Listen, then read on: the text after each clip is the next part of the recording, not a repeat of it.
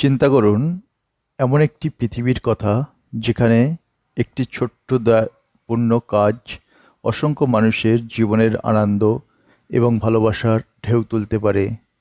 দয়া হলো সেই সুতা যা মানবিকতাকে একত্রে বেঁধে রাখে।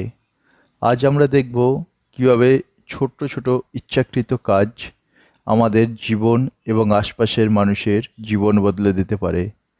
এই ভিডিওতে আমরা জানব ৭টি সহজ অভ্যাস যা আপনাকে দিনকে আলোকিত করতে পারে। প্রথম অভ্যাস, একজন অপরিচিত মানুষকে হাসি দিন।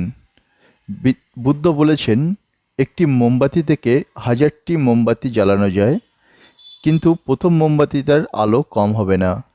আনন্দ ভাগ করলে তা কখনো কম হয় না। একটি হাসি হলো সবচেয়ে সহজ কিন্তু গভীর উপায় আনন্দ ভাগ করে নেওয়া। যখন আপনি একজন অপরিচিত মানুষকে হাসি দেন, আপনি তার মানবিকতাকে স্বীকার করেন এবং একটি সংযোগ তৈরি করেন। এই হাসিটি কারো দিনকে আলোকিত করার জন্য যথেষ্ট হতে পারে। আপনি কি কখনো একজন অপরিচিত মানুষকে হাসি দিয়েছেন? সেই অভিজ্ঞতা কমেন্ট সেকশনে শেয়ার করবেন। দ্বিতীয় অভ্যাস, একটি দয়াপূর্ণ কথা বলুন। একটি গল্প আছে, একজন মানুষ একবার একজন সন্ন্যাসীকে রাগান্বিতভাবে কথা বলেছিলেন। সন্ন্যাসী রাগ না করে বললেন, যদি কেউ আপনাকে একটি উপহার দেয় এবং আপনি তা গ্রহণ না করেন, তাহলে উপহারটি কার থাকে? মানুষটি বুঝতে পারলেন, অদয়াপূর্ণ কথা শুধু সেই ব্যক্তিকেই কষ্ট দেননি যিনি তা দেন। অন্যদিকে দয়াপূর্ণ কথা বললে তা কারো মনকে উচ্ছ্বসিত করতে পারে।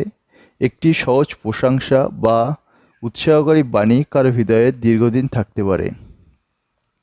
আপনি জীবনে এমন কেউ আছেন যিনি আপনাকে দয়াপূর্ণ কথা বলেছেন?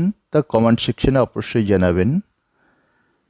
তৃতীয় অভ্যাস, ধৈর্য ধারণ করুন।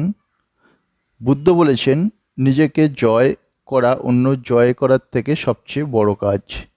ধৈর্য হলো আত্মশৃঙ্খলা এবং দয়ার একটি কাজ।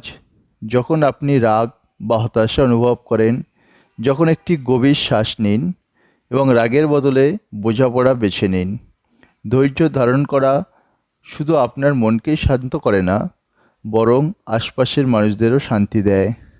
আপনি কি ধৈর্য ধারণ করার মাধ্যমে কোনো সমস্যার সমাধান করেছেন?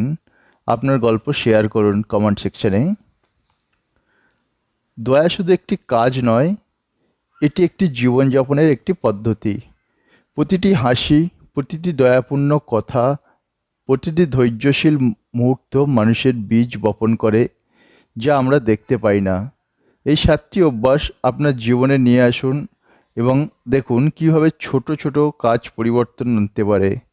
এই ভিডিওটি যদি আপনার